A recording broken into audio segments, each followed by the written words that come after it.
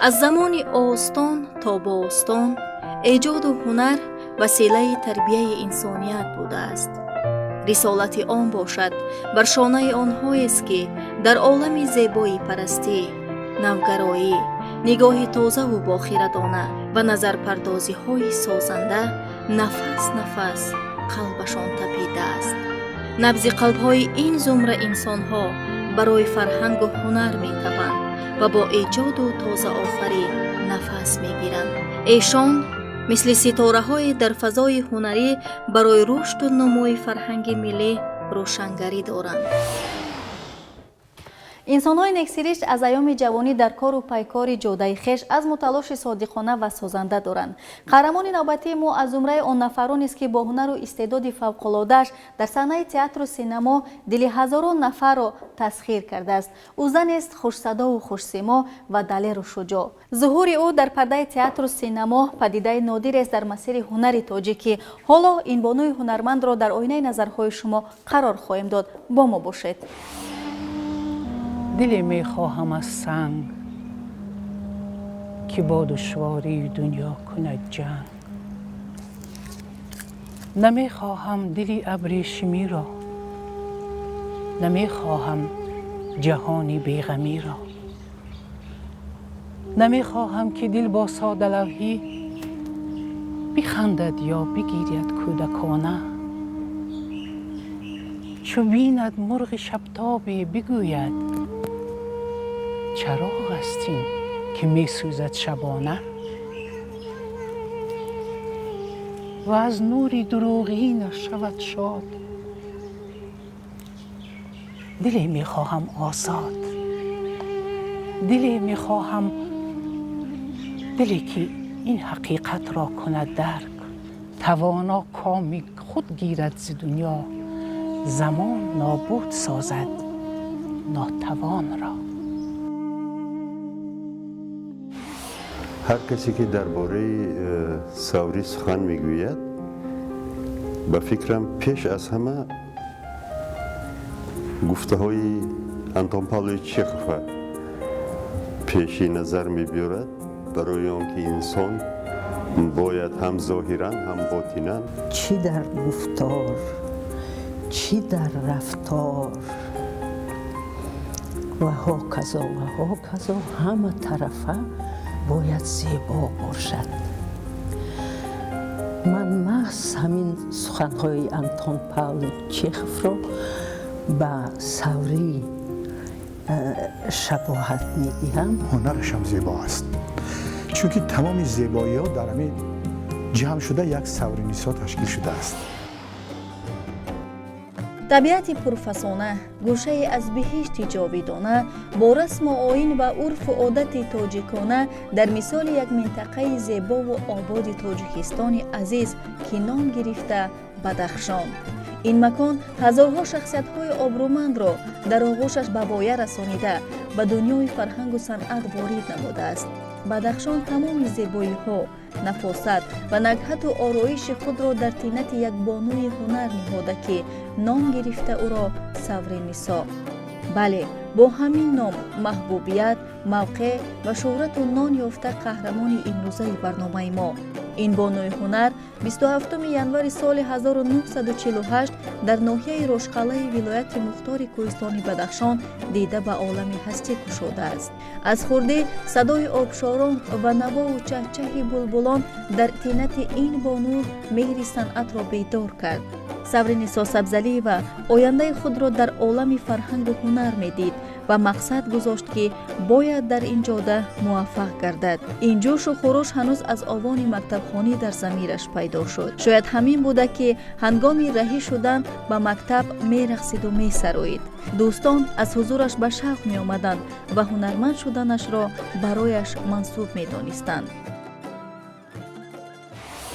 یاد دارم در مکتب میانه به نام کیروف شهر خروب می خواندم و تئاتر که در نزدیکی خانه ما بود تیز به تئاتر می رفتم. شوق و هوس زیاد داشتم. اون سالها سوسن بندیشوی و دیگر هنرمندان تئاتر نقش می آفریدند، سرود می خواندند، رقص می کردند و من یک هوس، یک حسیات مرا فرو می گرفت. شاید من هم می توانسته باشم که هنرمند شوم. شاید از همون سالها این مهر در دلم جا گرفته باشد و بعدا مادرم می گفتن که من در جوانی می خواستم که آوازخوان شوم، ولی شرایط خودتان می دانید اون سالها به زنها به دخترها اینقدر اجازت نبود از خاروق به دوشنبه روند و در آنجا خوانند و هنرمند شوند. و مادرم شاید آن آرزویی که خودش در دل داشت میخواست که ما فرزندان ببیند، دخترانش به آن آرزو رسیم و همین طور هم شد. Девушка, я же вам объяснила, я ничем не могу вам помочь. Ну, пожалуйста, помогите. Понимаете, меня жених ждет. Душанбе, поновее бы что-нибудь придумали. Ну, он артист. Он приехал на один день на гастроли. У нас свадьба, свидетели в машине, документы в ЗАГСе, а я здесь никак не могу улететь. Как в сказке. Ну, пожалуйста, ну помогите мне чем-нибудь. Вы же женщина. Ну, войдите в мое положение. Вы очень красивая женщина. Ну и хитрая же ты. Лучше скажи, куда ты так торопишься? Честно, Ну, конечно, честно. я хоккеистка. У меня матч сегодня. Хоккеистка. И Сагдианы. Ну, так бы и сказала. Пойдем. қалби ноором савринисоро соли 1964 ба омӯзишгоҳи мусиқии шаҳри душанбе овард. барои расидан ба мақсад ӯро қадамҳои ба шумор монда буд. пас аз хатми ин боргоҳ қаҳрамони барномаи мо ба зодгоҳ баргашта ҳамчун тарбиятгари мусиқӣ ба кор шурӯъ намуд. ӯ талош мекард то дар ниҳоди насли ҷавон меҳр ба ҳунарро бедор намояд. میخواستم که آوازخوان شوم و بینم در اونجا فاکولته آوازخوانی نبود و گفتم که روم گردم به خاروق، مردم چی میگفته باشد، مادرم چی میگفته باشد، شاید نتوانست خواندن. برای همین من فکر کردم که به دیگر فاکولته داخل شوم و به فاکولته دیریژوری خور داخل شدم و 5 سال به جای 4 سال من 5 سال در اون آموزشگاه خواندم و باز به خاروق برگشتم و در اونجا در مکتب موسیقی آموزگار شده کار میکردم. کم کم سرایندگی میکردید یا نه؟ ولی وقتی که در مکتب میخوندم من سرود میخوندم، گویا که آواز هم داشته بودم مثل میسره دلدورова. بعضا مادرم میگفت که آوازت به میسره دلدورова مانند، برای همین میگفت که باید آوازخوان شوی. سوری در همون کرژوک‌های خودفعالیتی خاروق هم همین برآمد میکرد، سرودخوانی هم میکرد. زیبی صحنه بود. این خیلی آدم‌ها چی و چی اپاش چی خواهرش این یک طبیعت دادگی، خدا دادگی.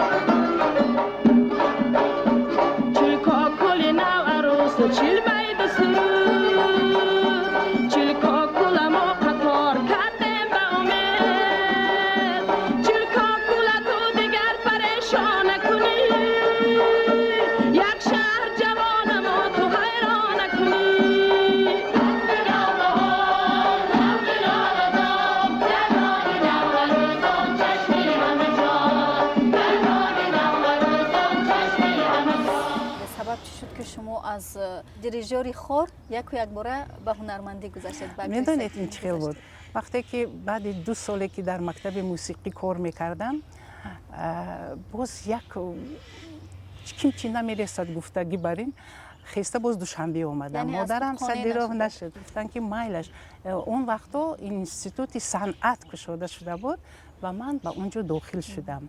حجت‌هایم را گرفته بردم و وقتی که من حجت‌هایم را باید میسپاریدم، اسکر عبدالرحمانوف نام یک شخص و همون دیکان فاکولته اکتیوری بود و گفتن که شما حجت‌هایتان رو به کدام فاکولته میسپارید؟ من گفتم من بسیار میخواستم آوازخوان شوم و گفتن که اینجا آوازخوانی نیست، اینجا هم فاکولته آوازخوان نیست.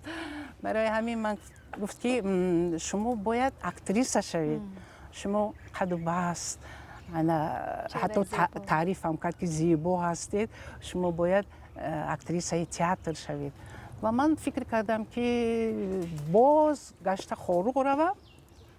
این دفعه گفتم مایلش استاد، مایلش من حجت‌هایم رو به فاکولته اکتیوری میسپارم و 5 سال دیگر باز در اون دانشکده خواندم. ما سال 1969 در یک جایگی قبول شدیم برای خواندن به شعبه اکتیوری دانشکده پداگوژی به نام تارас گریگوری شفچنکو شهر دوشنبه. اونجا شعبه اکتیوری داخل میشد به همون دانشکده پداگوژی. از روزهای اول سبقخوانی یعنی درسخوانی ما گفتنی هستم که ساورینیسا از همه ما فرق میکرد. برای آن فرق میکرد که پیش از آن که به دانشگاه داخل شد، به شعبه اکتیوری داخل شد، معلومات مکمل موسیقی داشتند. هنگام دانشجویی وقتی که ما تحصیل میکردیم در دانشگاه صنعت، من بسیار وقت هر باره که ساورینیسا از پیش روی من میبرون، من پیش پا میخوردم. برای چی؟ یعنی خودم گم میکردم. بعد همین چند بار ساورینیسا گفتم که ساورینیسا جان اگر به شرطی که دیدی که من اومدم کمتر کنارتر است که من البته بعد دیدن شما هم پیش پا میخورم. و وقتی که کورس 4 بودم، استاد اصلی برهانوف هنرمند خلقی تاجیکستان به ما درس اکتیوری میگفتند و اون وقت در تئاتر اسپکتاکل رودکی رو به صحنه مونده بودن و مرا به تئاتر دعوت کردن، نقش نگینه رو به من سپاریدن و من با اون کلکتیو در تئاتر الکی کار میکردگی شدم. این برای من یک خوشبختی بود. دشوار نبود برای شما؟ برای من از یک جهت دشوار، چون که من دانشجو بودم با این کلکتیو بزرگ، با هنرمندان اصلی برهانوف، محمود جان واحدوف، توفا فاضل و عطا محمد جانوف، همون هنرمندایی که تخصصی تئاتر لاهوتی بودن، با آنها کار کردن و برای من خیلی مشکل بود. ولی شاید جوانی یک حسیاتی که میخواهم کار کنم، میخواهم با آنها به یک سفر هنری برایم و همین خیالم شد که سال 1973 من با تئاتر، با کلکتیو تئاتر به شهر مسکو رهسپار شدم. سفرهای هنری داشتن. این باز برای من یک عالم دیگر بود. باور میکنید در تئاتر خرد با محمود جان واحدوف من نقش نگینه را بازیدم. یکی از هنرمندایی که اولین استودیو در دانشکده به نام استاد میرزا ترسونزاده دانشکده ختم کرد و وقتی که تئاتر اومد، یک مثل آهو، جوان، زیبا، زیبایی خودش الکی این حسن است و حتما اولین قدمش در کلاسیک برآمد کرد، در رودکی، در سیمای نگینه و اینقدر نگینه زیبا بود، شنم بود، موفق بود که ما هنرمندان، شخصا خودم رو من میگویم، من تالار بنشسته تماشا میکردم و لذت میبردم. وقتی که ما دانشگاه تمام کردیم و آمدیم در این بارگاه هنر در تئاتر اکادمیکی به کار آمدیم، یکمین نقشی که بنده روی صحنه آفریدم این از عشق عرب بود، پرسمیر مریمه، که بنده نقش زین بینی امیدوار یا بدون بازی میکردم که همین عاشق سوری میشد. یعنی سوری ماهانه را بازی میکرد و این نقش به درجه به من چسبید، به من معقول شد که در تمام گوشه و کنار تاجیکستان این را بازی کردیم. صحنه تئاتر از کدام وقت به شما عزیز شد و بسیار دوست داشتید صحنه تئاتر؟ وقتی که من الکی به کار آمدم و نقش ها رو به من میدادن. از یک نقش به نقش دیگر بسیار وقتی بیکار نبود، هنرهای سفری داشتیم و حتی به فیلم های ما دعوت میکردن. یعنی که همه شوق زیادتر میشد از یک رول به رول دیگر، از یک نقش به نقش دیگر. من میگفتم که دنیای همین صنعت بوده است و هیچ چیز دیگر دقت نمیدادم، فقط مهنت میکردیم، نقش ها رو می آفریدیم و خلاصه با کلکتیو یک جایه بودیم. از اون روزی که تمام کرد و به تئاتر لاهوتی کار خود را، کار ایجادی را سر کرد، ما هم رژیسورها آرزوی هوس داشتیم که با این اکتریسه همکاری کنیم. ما همچون دوستان باید آشکارا گپ زنیم. گپمون باید همینجا ماند. روزی گپ به دخترندر من سونیا دخل دارد. وی به شما معقول است؟ بله، من او را احترام میکنم. همچون زن به شما معقول است؟ نه. باز یک دو کلمه و سلام. شما هیچ چیز رو پی نبردید؟ نه، هیچ چیز. از چشمانتون میبینم که شما او رو دوست نمیدارید. میدونید وی در عذاب است. این رو بفهمید و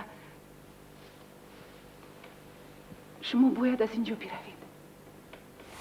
در شکسپیر من گرترود رو بازی میکردم، رول افیلیا رو به سورینیسو داده بودن و یک لحظت میبردیم در صحنه، چون که من چون مادر و او چون دختری من، چون کلین من گفتن ممکن است همه خیلی اثرهای بسیار هم بلند مضمون، اثرهایی که تاثیری کلام میباشد و تربیوی است و صحنه میگذاشتیم و 30 ماه‌های بزرگ رو هنوز جوان بودیم و در صحنه می آفریدم و می آفریدیم یک جایه.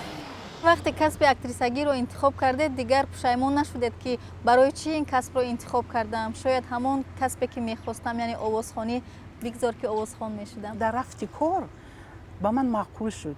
میدونید امروز مثلا نگینه بازی کنم، پگو من یک نقش دیگر رو بازی میکنم، نقش مادر رو بازی میکنم و امروز من دیگر خیلی پگو من یک شخص دیگر.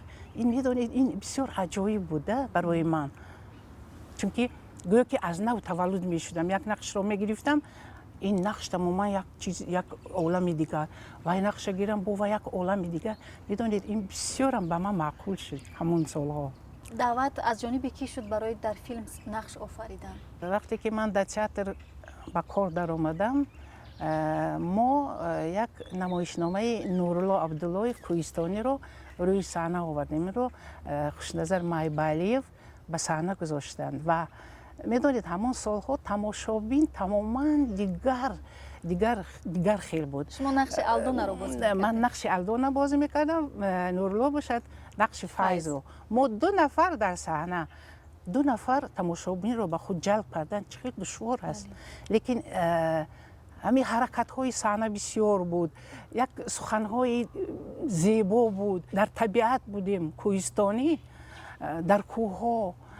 این یک عجایبات بود. برای همین تماشابین با شوق این نمایش رو تماشا میکردن.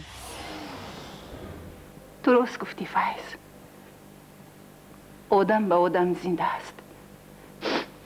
من هم تو را یاد میکنم فایز. تشکر به تو. تشکر به تو الدونا. تشکر برای اون که تو در دنیا هستی، برای اون که بار با من واخوردی. سلامت باش. من تو را یاد میکنم. من تو را یاد میکنم فایز. من تو را دوست میدارم الدونا. هر باری که مثلا در همون دوره شوروی هم باشد، هولی هم باشد، هر نقشی که ناگهان ما به هم دیگر افتیم، ما در دل سوریه نمیدونم، ما علاقه خورسندی، یک خورسندی وجود میگیرد که من همراه سوری هم و میدونم که این متن چه خیلی گویم که به سوری رسد و سوری متن سوریه چه خیلی قبول کنه. شما آن همون سفری که به شهر وحدت کرده بودید شاید همون رو قصه میکنید. یک روز من و نورالله به شهر وحدت به هنری سفری برآمدیم و همین با همین نمایش کوهستانی رو ما باید نشان میدادیم به مردم. نمایش سر شد، نیمی نمایش رفته ایستاده بود و برق خاموش شد. من و نورالله نمیدانیم چی کار کنیم، لیکن در زال آرامی، یگان کس نفس نمیکشد و صدای از تالار سورینیسا نورالله ما میخواهیم که شما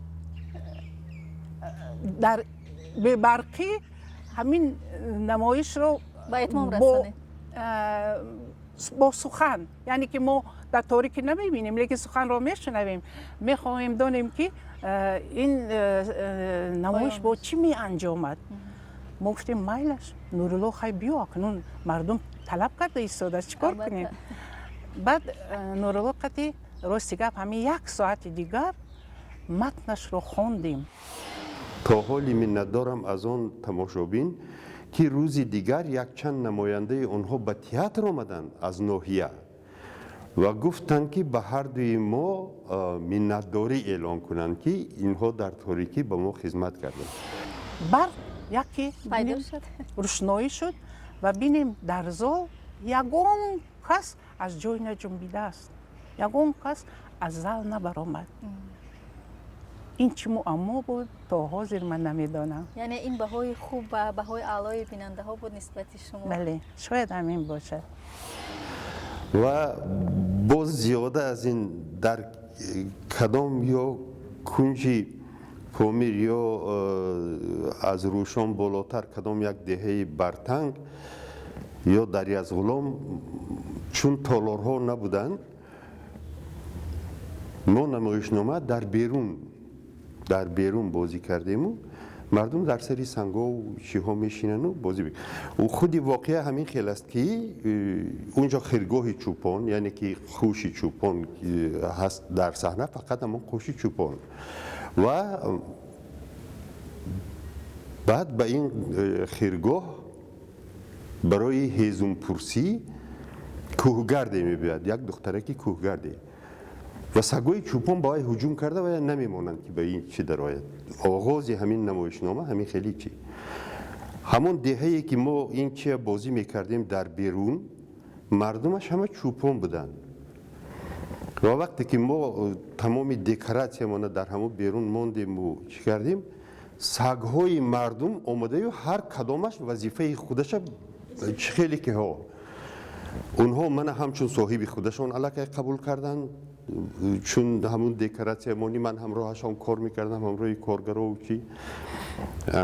سوری در اول من نمیرم پیش این سگا، میخورن من این سگا هیچ. و وقتی که نمایش سر شد از اولی نمایش بعد همین یکم در آمدنش من دیدم، من اکتریسه دیدم که وای به هر قربانی راضی است. اولین فیلمی که شما رو اولین فیلم من در تلویزیون بود، من سرحد.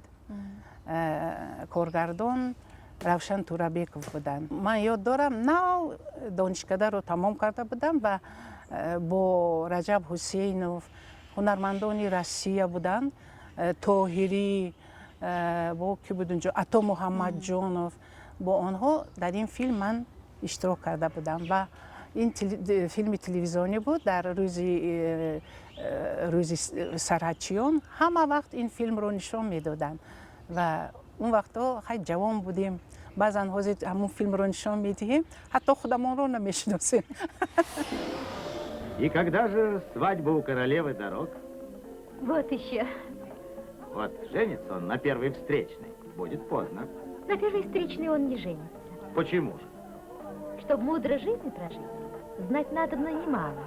Два важных правила запомни для начала. Ты лучше голодай, чем что попало есть. И лучше будь один, чем вместе с кем попало. Кто сказал? Амар Хаям. Правильно. Вот и нарушитель спокойствия, капитан Горст. Здравствуйте, товарищ майор. В гости к нам? Да, на свадьбу приехал. Так что отдавайте невесту. Ну что ж, подарок за мной. Извините. در همون دوره جوانی وقتی که با همین گونه هنرمندان اصیل نقش می آفردید، شما که جوان بودید خود را چگونه حس می‌کردید؟ اول میدونید یک تعلقه داشتم، یک ترس داشتم، یک میدونید یک مناسبت با آنها، چخیل آنها به من نگاه میکنند، چخیل به هم میتیند، همین چیزها رو من حس میکردم و آهسته آهسته آهسته وقتی که ویها به من باوری حاصل میکردن، وقتی که با آنها نقش می آفریدم، الکی میگفتن که با جرأت‌تر، نترسیده بازی کن، چون که آهسته آهسته از یک رول به یک رول، از یک نقش به نقش دیگر باوریم بسیارتر شد. سوری هر یک نقشه که می آفرد یک وی خودش را دارد، مناسبتی خودش را دارد. وی هیچ وقت مثلا می شود که دو سه کس یک جا کار کنیم که از وی یک چی گرفتن، تکرار کردن، این خصلت ها برای هنرپیشه بسیار هم البته قیمت است و سوری نگاهی خودش را دارد. چون شما در دو جاده، یعنی هم در صحنه تئاتر نقش می آفرید و هم در سینما، براتون بیشتر کدامش خوشتر است؟ میدونید در تئاتر بیشتر، چون که تئاتر با نفس تماشابین، نفس تماشابین رو حس میکنی و تماشابین هم از تماشابین یک الهام میگیری، بعد هر روز همون نقشت رو سیقل میتیدی. امروز مثلا یک جا دیگر خیل بود، روز دیگر همون رو اصلاح میکنی. لیکن در فیلم همین یک بار که به نوار گرفتن دیگر اون رو اصلاح کردن نمی شود، یا که دیگر به سینما دعوت نمیکنن یا که برعکس. با اندیشه شما در صحنه تئاتر هنرمند مسئولیتی بیشتر دارد یا اینکه اثر؟ من گمان میکنم که کارگردان وقتی که اثر، یعنی که پیس رو میگیرد و الکی میداند که کدام هنرمند رو به این نمایش، یعنی که با کدام هنرمند کار رو سر کند. الکی کارگردان میداند این چیز رو، لیکن کار طرفین باید باشد، هم هنرمند و هم کارگردان باید با یکدیگر هم فکر باشند. لیکن از پیسه وابستگی دارد، یعنی که چقدر به قوت پیسه باشد همون قدر هنرمند به اون داده می شود. یعنی که از دراماتورگ وابستگی زیاد دارد. دراماتورگ باید با تئاتر همکار باشد. در وقتی تمرین مشق‌ها باید حتی اشتراک هم باید کند و اون خطاگی نه اون مثلا یک متن رو دیگر خیلی مثلا میگویی اون رو اصلاح کند. به خانه‌دار شوی ما 8 سالی رسا شد و در این مدت پسرتان مردک شده، نه به من سر و پا کرده است، نه به خانه یگان خس آورده است. به همان اکسپیدیسیاش برآمده می رود و 1 ماه 2 ماه نیست، همش به دلم زد. خانه آدمان را گرنیتوری خارجی و ظرفهای بلوری آرادی هند و خانه ما را پسرتان از کتاب و کاغذ پر کرده است. و کاش که از همون کاغذ فایده باشد. همش به دلم زد، نمیدانم سرم را به کدام گر گرفته برم.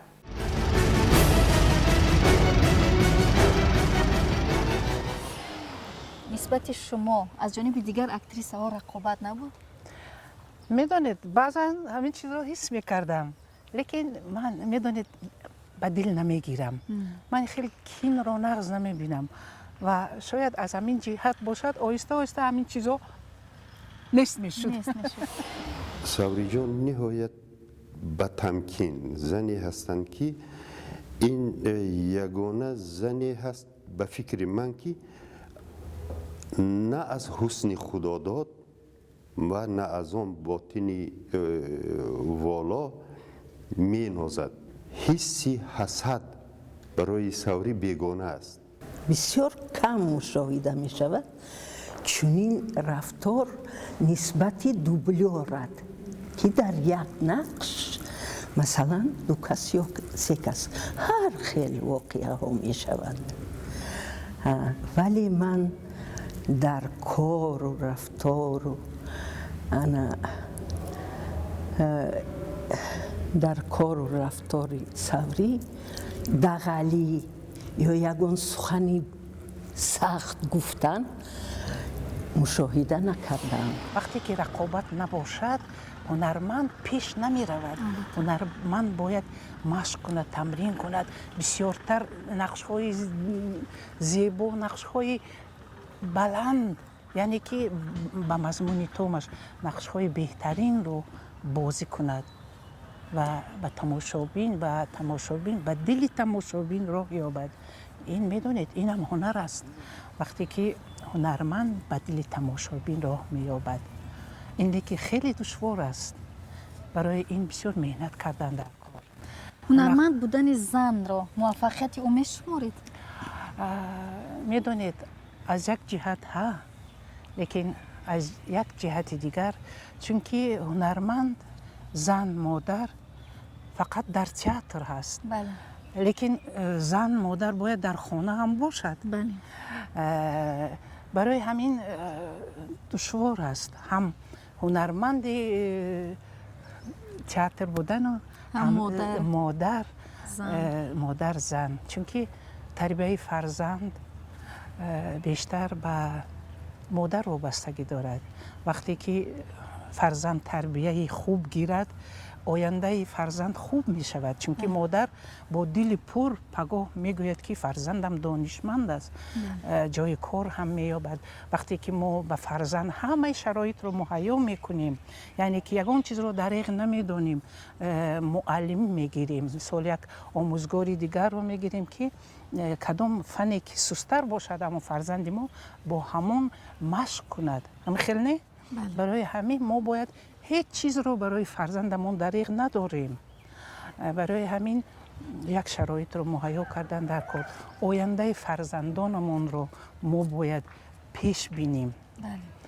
یعنی هر زن نمیتواند هنرمند شود به خاطری که هم در خانه فرزند تربیت میکند و هم در صحنه نیز فرزند ملت رو تربیت میکند. بله این خیلی دشوار است، لیکن کوشش کردن در کار که هم این باشد و هم وی باشد.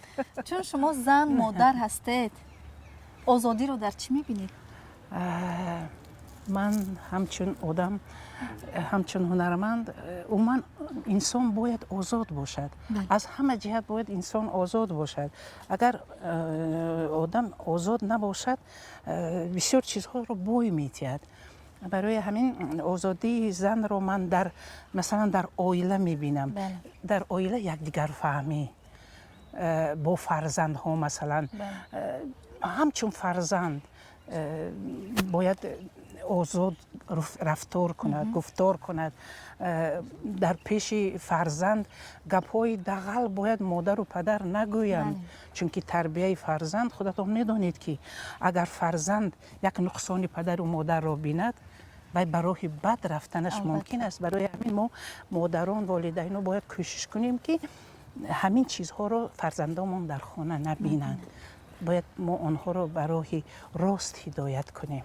حکیم فرموده که زن در دو حالت میگیرید، یعنی وقتی که فریب میخورد یا اینکه وقتی که فریب میدهد. شما چه اندیشه دارید؟ این بسیار سوالی برای من شخصا دشوار است، چون که من بسیار فریب خوردگی. یعنی وقتی فریب میخورد گریه میکردید؟ من فریب میکردم وقتی که من رو مثلا فریب میکردم، من در همون حالتی که همون شخص من را فریب میکنه در پیش وی گریه نمیکنم. خودم رو نشان نمیدیم که به من سخت رسید، لیکن در تنهایی من بسیار گریه میکنم. اگر یک چیز را اهمیت داده باشد گویا که زن برای گریستن آفریده شده باشد، برای اینکه خرسند هم باشد اشک خرسندی میریزد، زیق هم باشد اشک زیقی میریزد زن. بله همین خیلی هم هست، چون که آدم بسیار خرسند باشد اشک میریزد و غمگین باشد باز بسیارتر اشک میریزد. برای همین شاید همین سخن هم درست باشد که زن برای گریه. بله. سر زیبایی شما در چیست که تا این زمان اینقدر بانوی زیبا هستید؟ مبالغه کردید. سر زیبایی عموما انسان میدونید در انسان نیک بودن است. انسانی که حیات رو خیلی که حیات است همون خیلی دیدن هست. بسیار به چیز و پول و مال داده نشود. حیات همین است. قناعت کردن در کار، شکر گفتن در کار و زیبایی عموما باطن و زیبایی روحی. اگر زن هم زیبا باشد و هم باطناً این یک دنیای دیگر میشد. هم خیلی نه؟ بله. و من گمان میکنم که زیبایی رو حس کردن در کار. بینید این طبیعت بینید، این طبیعت چندین ساله درخت ها، تگی همین درخت ها با چقدر آدم ها عاشقی میکردن. بله. یکدیگر مثلا محبت ها اظهار میکردن. این زیبایی بینید، این زیبایی هر کس قدر کردن نمیتواند. برای همین زیبایی حس کردن این هم یک جوان ماندن انسان است. همین خیلی نه؟ درست. از همه جهت زیبایی رو باید ما درک کنیم. همه دخترای ما زیبا بودند. لیکن سوار نسا بسیار هم یک عالیه بودند. موی دراز داشتند، بسیار یک نگاه خوب داشتند، بسیار نگاه مهربانانه داشتند و بغیر همه اونه که چیزی خدا داد داشتند و یک جهت اکتیاری خدا داد داشتند. معلمان یعنی آموزگاران اصلی برهانوف، حبیب الله عبدالرزاق، فتوره خان احمد خانوف، خب شادروان محمود جان وحید وقتی که با ما سبق می‌آموختند از همه آن درسی را که تیز از خود میکردن سوار نسا بودند. برای آنکه این الکی در دامن صنعت بودند. الکی با باور کلی هم گفته میتونم که سواری یکی از زیباترین هنرپیشه های صحنه تاجیک، صحنه کینو، اکران کینو به حساب می رود.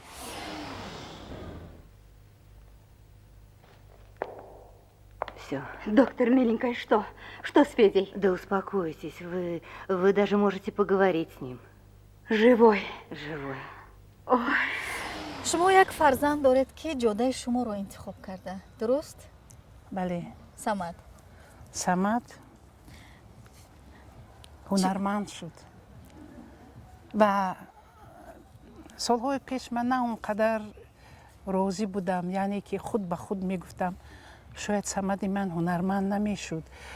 برای چی؟ برای که این بسیار دشوار است. باز و اون سوال میبینیم که یا خانه یا تئاتر یا زن و فرزند، یا برای همین من اینقدر شاد نبودم. و که وقتی که فیلم هایی که سمد بازی میکرد و بعد دوگانم یا که یگان همکارم میگفت که دیدم ما در فیلم سمد جان را دیدیم و میدونید من خرسند می شدم، بال و پل می برآوردم، چون که فرزند من یعنی که مهنت میکند، کار میکند و از اون بهره میگیرد و من خرسند شدم، چون که من خودم که هنرمند هستم میدانم که برای هنرمند شدن چقدر وقت و چقدر بسیار راههای دشوار رو طی کردن در کار. پسر سوار نسا در تئاتر مایاکوفسکی با زبان روسی برآمد میکرد، لیکن وی همین قدر هم دقت جلب کننده بود که وقتی که وی به مسکو می رود در همونجا سینماگران وی خوش میکنند و به کینو دعوت میکنند. در چندین سریال ها برآمد کرده است. Ты думаешь, я буду всю жизнь молчать, да? Нет, милочка. В конце концов, тоже есть гордость. Ты не посмеешь. Посмею. Посмею. Ты жила, как хотела. В радости, да? А сына воспитала хамом. Моего, между прочим, сына. Не кричи. Испугалась? Испугалась. А это хорошо. Потому что я намерен вернуть себе сына, которого ты у меня отняла.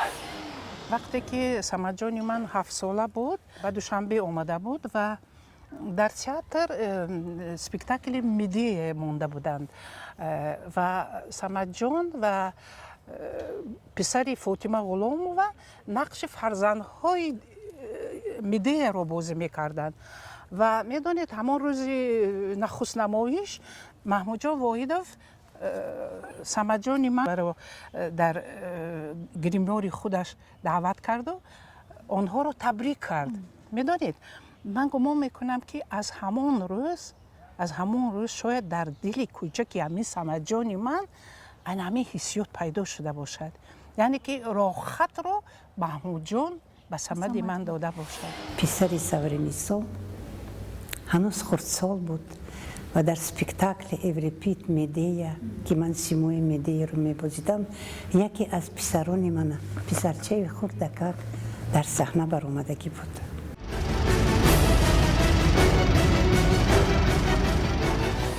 بیشتر در ژانر لیریکی نقش می آفرید و هست نقشی که ژانری که در آن نقش نآفریده اید؟ میدانید سالهای طولانی به من نقش‌های لیریکی رو میدادند. از نیگینا سرکرده تا وانیتاغا ایلینا اندرییونا. و بعد وقتی که تئاتر در تعمیر بود ما یک چند هنرمندا گفتیم که بیکار نشینیم. یک پیس رو گرفتیم نامش تبرالی یاپونیا می رود و در اونجا کارگردان شیرالی عبدالقیسوف بودند و هنرمند خلقی تاجیکستان شادروان برهان رجبوف. من نقش خیمچه رو بازی می کردم. یک نقشی بود که من یکم بار در صحنه این خیلی نقش رو نآفریده بودم لیکن همکارایم گفتن که بد نبود. از عهده نقش لیریکی و دیگر نقش ها می برآمده بوده لیکن نقش حجوی هم می توانی بازی کنی. همه خیلی بها داده بودن. در روی صحنه سوری نقشایی که می آفرد به خودش زیبند است. چی در نگینه رودکی چی در دیگر اثرهایی که اثرهای جدی را بسیار خوب می‌بازد نیکی در محضحکم هنر دارد. در چند نمایشنامه محضحکم خودش سنجیدگی هست. برای همینم من گپ دراز نمی‌کنم. سورینیسا یکی از گلی سر ثبت صنعت تاجیک است. با خود شما در کدام ژانر بازیدن بیشتر خوش است؟ به خودم نزدیک ژانر لیریکا، فوجیه و نقش‌های بهترین این نقش مادر بودن. نقش‌هایی که در اونجا مادری خوشبخت، مادری فرزنددار، مادری که در تربیت فرزندهایش، مادری که به فرزندها راهی نیک، راهی راست را هدایت میکرد. که من درباره مادرها بسیارتر من آرزو میکردم که نقش‌های مادر را بیشتر بازی کنم و من این چیز میسر شد و در جشنواره‌های من ریسپوبلیکا من چندین مراتبه مادر را بازی کردم و من خیلی خوشبختم. نقش مادر را وی در تئاتر کم بازیده است لیکن در هر یک مؤسسه حکومتی کنسرت های حکومتی برآمد میکند. از روز اول وقتی که سوری به صحنه برآمد حالی بی سخن، حالی گپش را سر نکرده تمامی نمود ظاهری وی مادری تاجیک بودن را شباهت می‌دهد. هر کی قدری من نداند بینواست، هر کی در من خشم کارید بیگمان، خرمنی آتش ببردارد از آن. حق بکارد هر کی دریابد ورا، از حقیقت نیست جنگ و ماجرا. ای که سبزیدی از این دریای سبز، سبز کاری کن در این دنیای سبز. از نقش‌های خیلی خیلی زیادی سوری که هر یک نقشش به طور خود ناتکرار است، ولی در بین همه نقش‌های وی من نقش مادر را نسبت به سوری خیلی خیلی یک دریافتی بلند میشمارم. Мама! Скачи сюда, скорее!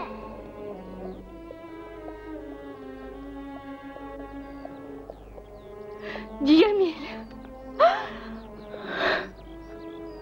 Сыночек мой!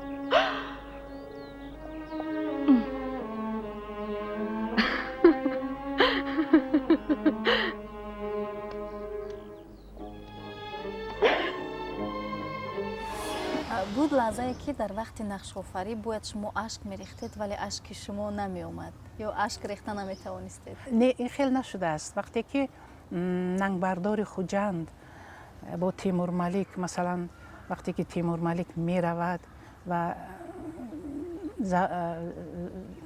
زریم حس می کند که دیگر تیمور ملیک نمی بیند، همون وقتی که خیر و خوش می کند و می داند که این آخرین واخری آنها باشد و در همانجا بسیار هم گریه کردم و این گریه برای من بسیار هم آسان بود، چون که وقتی که آدم حس می کند که از دوستدارش جدا می شود، اشک خودش ریختن می گیرد.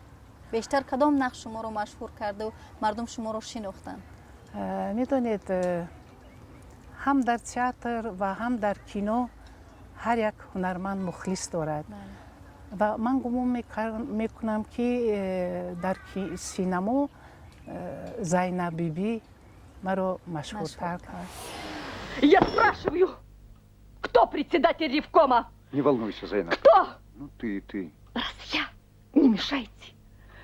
А если не верят женщинам, почему назначают председателем Ревкома? Еще вовсю трещат. Первая женщина в Таджикистане председатель Ревкома. Первая женщина на Востоке представительница власти. بسیار سیماهای آفریده است، لیکن یکی از سیماهای از همه نامدار تاریخی برجسته هم گفتن ممکن است این سیمای زینب بیبی می باشد که همه ما مفتون زینب بیبی هستیم. ما اون زینب بیبی با تمام دانشمندیش، حسنش، تواناییش، ناترسیش، جسوریش در اکران دیدیم و طاهر صابروف بسیار اکتریسه های از نظر گذراندن، لیکن سورنیسا جای یکم را گرفت. و همونجا دیدم که چخیل سوری بالای اسب چخیل نترسیده، نرمیده، همه یاد گرفتن در کار نترسیده. و بعضی اکتریسه ها هنرمنده هستن که 2 هفته یاد میتونن، برای مثال بالای اسب و قطعی چیزی. سورنیسا آفرین با وی رنگ من مردا، هنرمندای مردا بر این از اسب نمیترسید، سوار میشد، میدواند، خود در کوه باشد، خود در چیز باشد، در فیلم عکس افتگی و چی در آب بود، چی در عذاب بود، در چیز در کوه ها سیام که میکردیم و سورنیسا نصف مردانه همون اجرا میکرد. Чему смеешься, Санат? Вы будто на праздник едете. Если дело кончится успехом, для меня это будет большой праздник.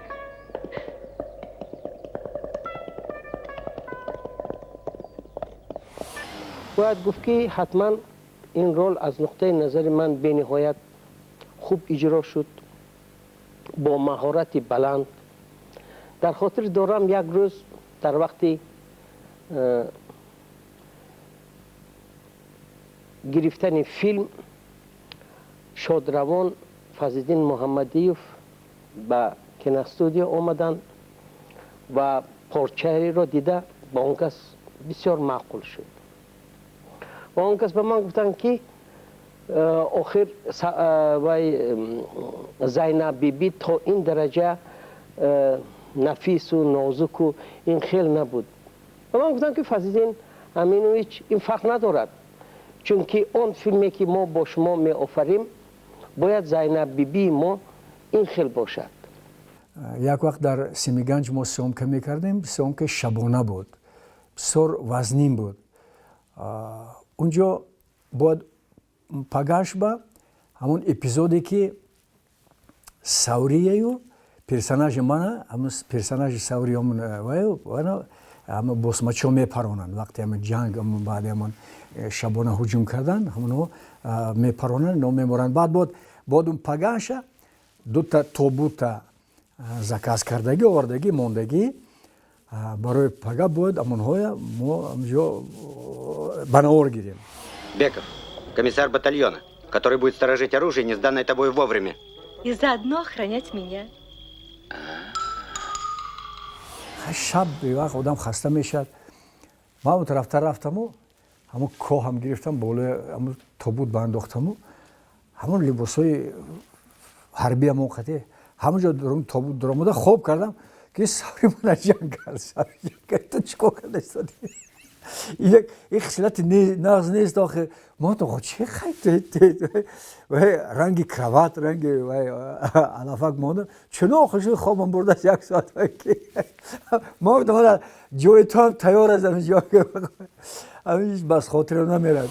мегӯянд ки вақте ки коргардон ҳунармандро ба ягон нақш даъват мекунад бояд ҳунарманд ба анамон образ мувофиқ бошад. ҳунарманд худи кӯдак барин агар ба ҳамон бовар кунӣ вай образ мебарояд агар ки вай образ рӯякӣ бошад вай намебарояд барои ҳамин бовар кардан дар кор.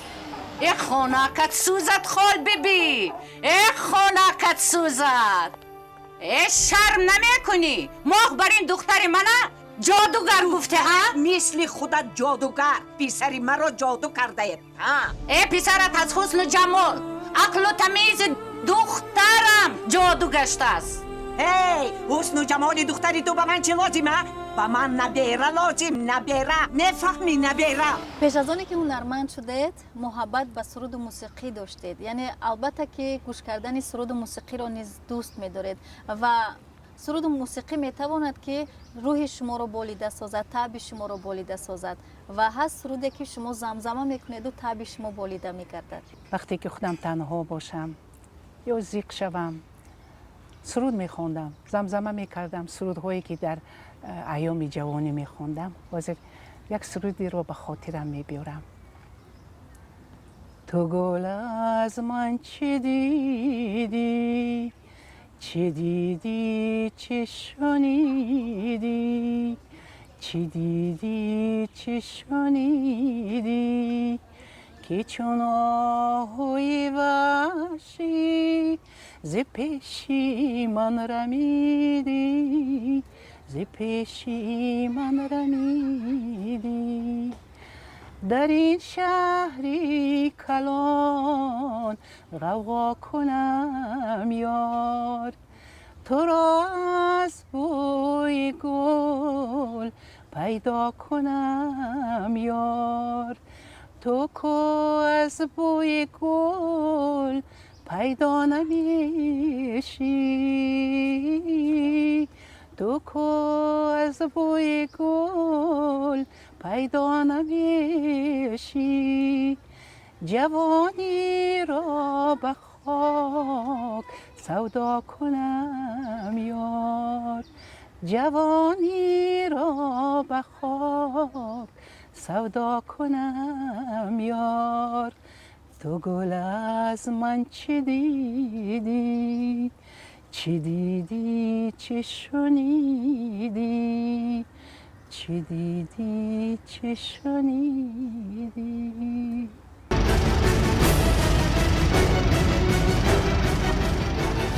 آرزوی هوس هر یک مادر آسمان صافی فرزندان است آسمان بی‌غبار و صافی فرزندان است. شما برای فرزند ملت تاجیک چه آرزو و تمنا دارید در آخر برنامه؟ مادر همیشه نیت نیک دارد و من چون مادر میخواهم که آسمان تاجیکستان ما همیشه صاف باشد.